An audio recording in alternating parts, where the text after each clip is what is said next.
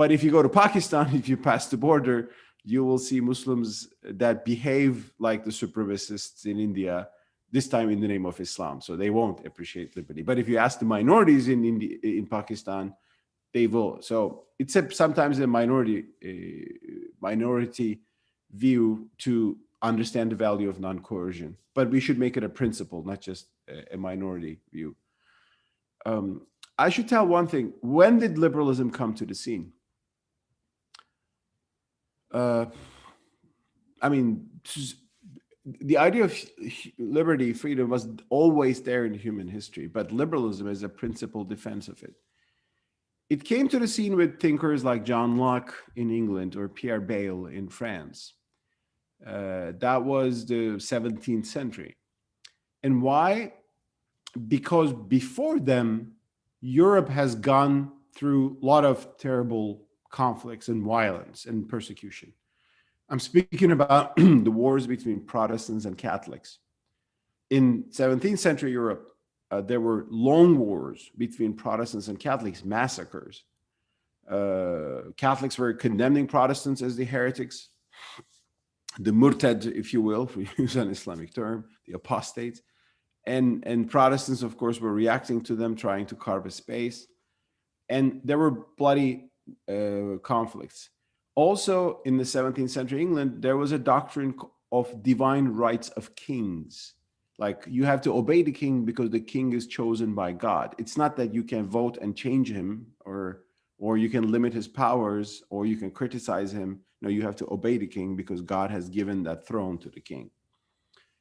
So when you read Locke today, which I would strongly argue for any Muslim, like his letter concerning toleration, you will see that he was reacting to these bad things happening in the name of religion.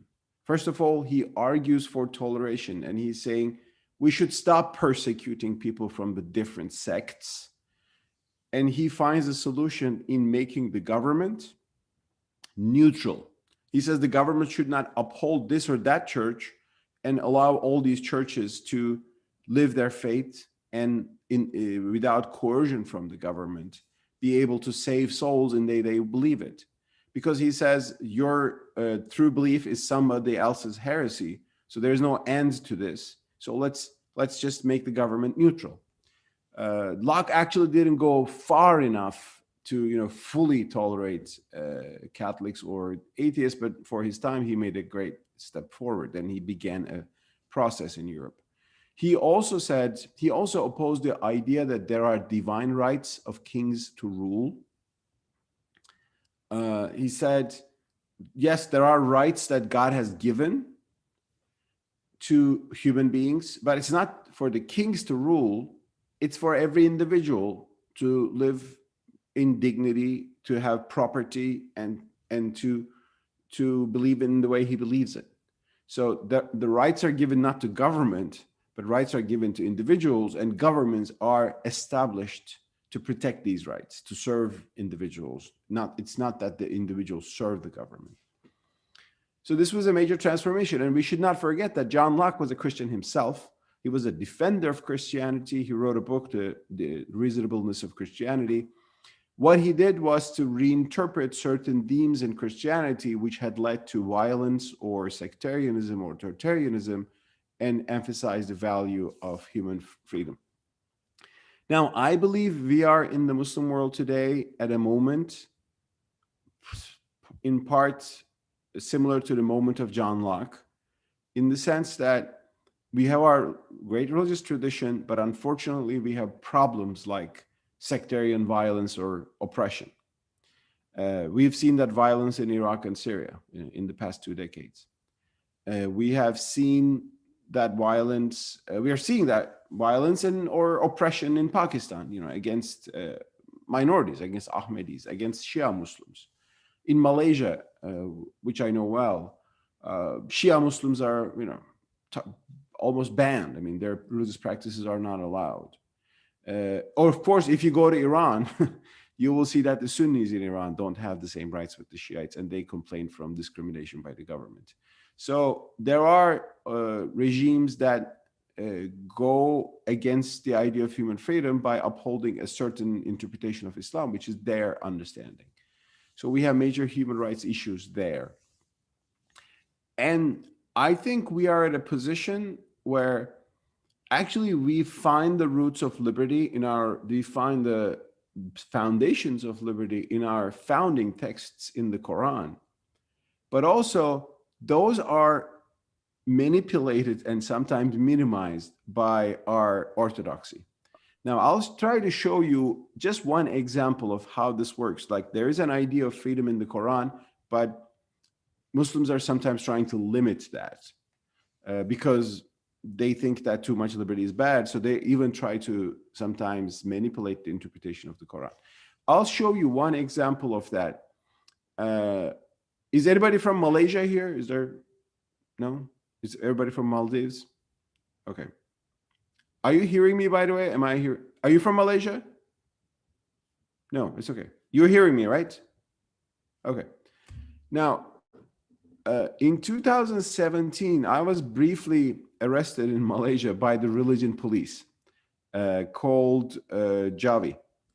Why? Because I had given a conference in which I basically defended religious freedom. And I said there should be no religious policing, and, individuals should be able to make their religious decisions.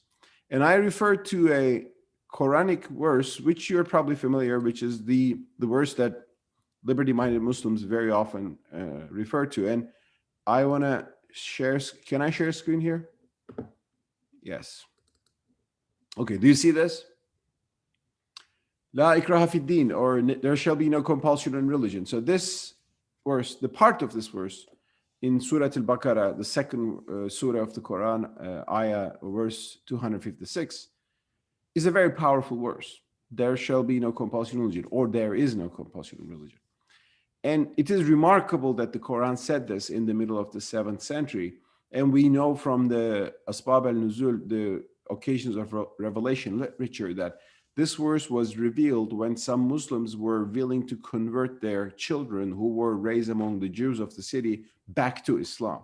So it was a verse saying that, no, you should not forcefully convert people to Islam, which was remarkable because religions generally like to convert people, especially our great religions, the universalistic religions of Christianity and Islam.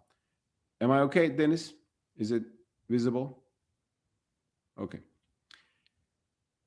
So probably most of you are already familiar with this verse, there shall be no compulsion in religion.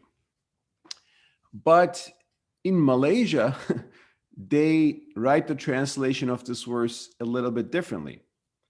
I'll show you how they do it. This is a screenshot from the website of JAKIM, which is the official religious institute in Malaysia, ministry. Here's how it looks like.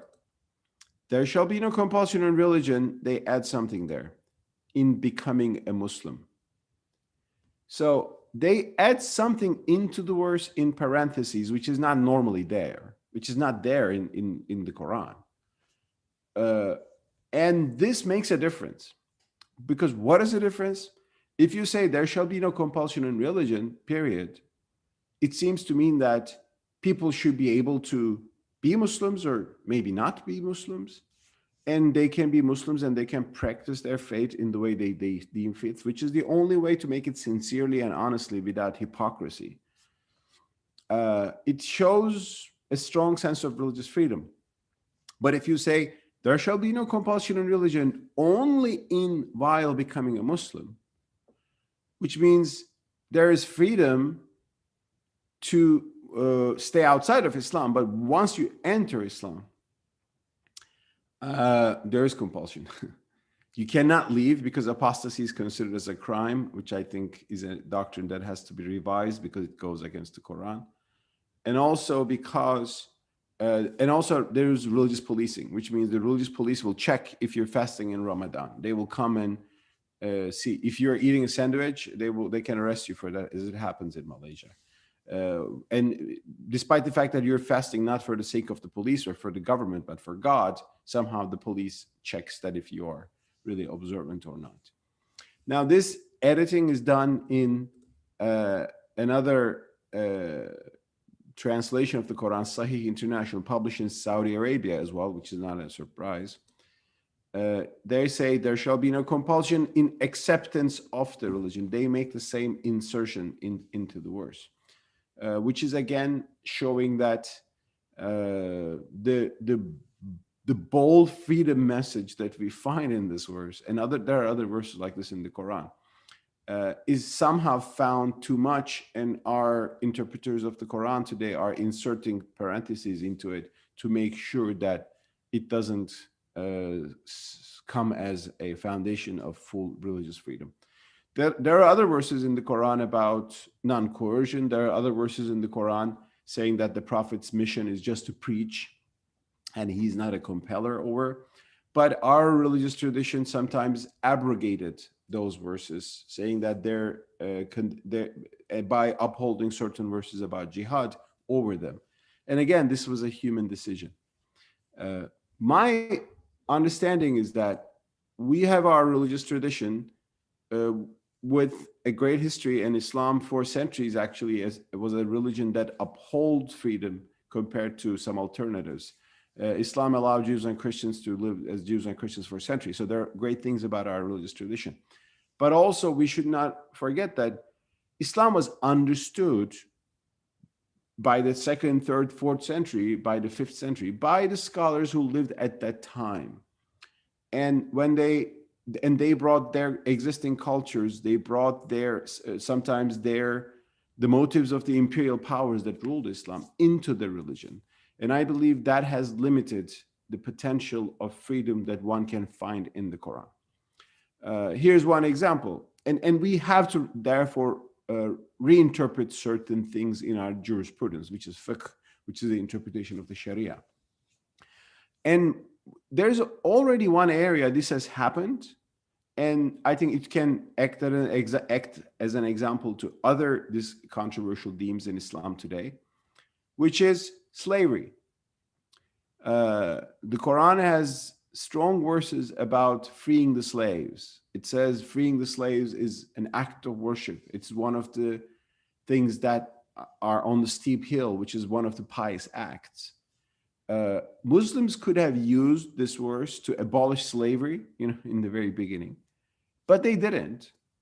So slavery existed in the Islamic civilization until the 19th century. Only when it was abolished, sometimes with Western campaigns, sometimes with West Muslim liberals, as they call abolitionists. So today, thank God, slavery is gone in the Islamic world as elsewhere in the world. And we're saying it was already the intention of Islam to get rid of slavery. That was the goal, but it didn't happen overnight. Well, if we're accepting that argument on slavery, we can accept that argument on other issues as well. We can accept that argument on freedom of religion. We can accept that argument on equal rights for everybody, including men and women. We can accept that argument on certain other issues in fiqh, in jurisprudence, which do not represent the core of Islam, but just its historical interpretations. Therefore, I believe liberty is a powerful value. The lack of liberty leads to a lot of terrible things like wars and persecutions that we see, unfortunately, in certain parts of the Muslim world today. And in liberty, we become better Muslims because we do not pray or fast because the government tells you, or the community enforces us, or there's a religion police force coming and checking us. Rather, we worship simply because we believe in God, or we want to please God, honor God. And I think that's the right way to be a Muslim. And if some people are less pious, it's their choice. And Muslims can have the right to, of course, share their faith and do tabligh, give messages and preaching. But as the Quran says, we're only preachers and not compellers over them. So I think this is where I can stop, Dennis, and we can expand by questions. Thank you so much for your attention.